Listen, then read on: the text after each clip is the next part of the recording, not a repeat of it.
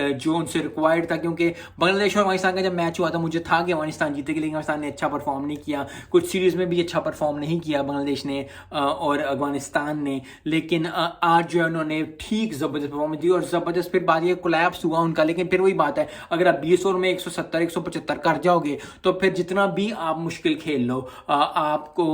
जो अगर आपके 3-4 बॉल बैट्समैन अच्छे भी हों तो 250 270 क्रॉस हो जाएगा। आज जो है इंग्लैंड भी 220 200 पे आउट हुई, यही पाकिस्तान भी 191 पे आउट हुई थी। तो कितने ज़्यादा लोग बातें करते हैं आज इंग्लैंड को, यस वो कहने, लेकिन वो कहने कि जी अफगानिस्तान ने बहुत अच्छी बैटिंग की। जब भी कोई टीम अब इंडिया में हारेगी वो अपनी बैटिंग से ही ज़्यादातर होगा, क्योंकि बॉलिंग ज़बरदस्त की, लेकिन जो प्रेशर बिल्ड हुआ वो उनकी आई थिंक इंग्लैंड को जिस तरह उनके ओपनर्स ने मारना शुरू किया उसी से ही इंग्लैंड थोड़ा सा, क्योंकि इंग्लैंड को वही काउंटर किया जिस तरह इंग्लैंड खेलता है। इंग्लैंड मतलब